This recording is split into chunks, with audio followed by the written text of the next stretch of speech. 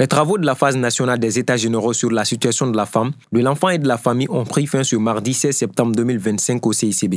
Après la phase d'identification des obstacles qui freinent l'épanouissement des femmes, de l'enfant et de la famille, 470 recommandations ont été formulées par les parties prenantes pour améliorer les conditions de vie de cette couche de la société.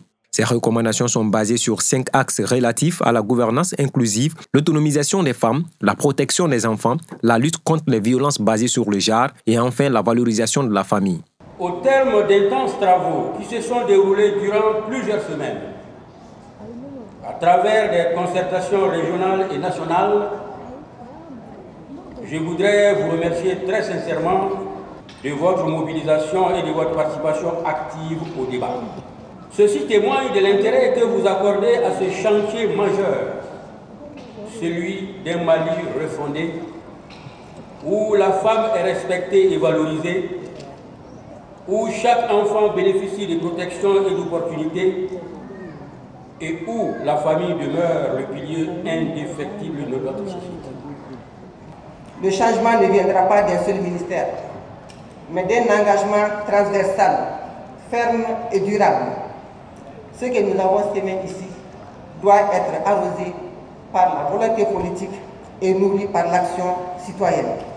Parmi les recommandations formulées, nous pouvons retenir la mise en place des fonds de soutien social aux familles vulnérables, la création d'une ligne budgétaire spécifique pour lutter efficacement contre les violences basées sur le genre, l'application des textes juridiques relatifs aux enfants de la rue, y compris les mendiants et surtout la désignation de 2027 comme année de la femme, de l'enfant et de la famille. Selon le ministre de la Refondation, les recommandations seront traduites en actions concrètes.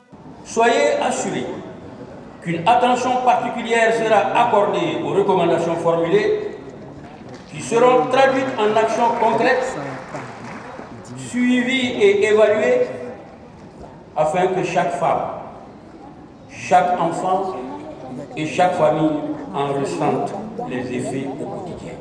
Les membres de la Commission nationale d'organisation se disent convaincus par ces propos du ministre de la Refondation. Nous avons fait ressortir les cas spécifiques. Je crois que ces actions, nous allons vraiment les traduire en action pour que l'impact soit vu sur le terrain parce qu'il s'agit vraiment de la situation de la femme, de l'enfant et de la famille. En écoutant toutes les interventions qui ont eu à être réalisées dans cette salle, nous sommes convaincus que ces états généraux seront une réalité et ces actions seront traduites en plan d'action. Portés par le ministère de la Promotion de la Femme, de l'Enfant et de la Famille, ces travaux devront permettre de rehausser les conditions de vie de ces couches de la société, mais aussi les impliquer pleinement dans le processus de la refondation du Mali.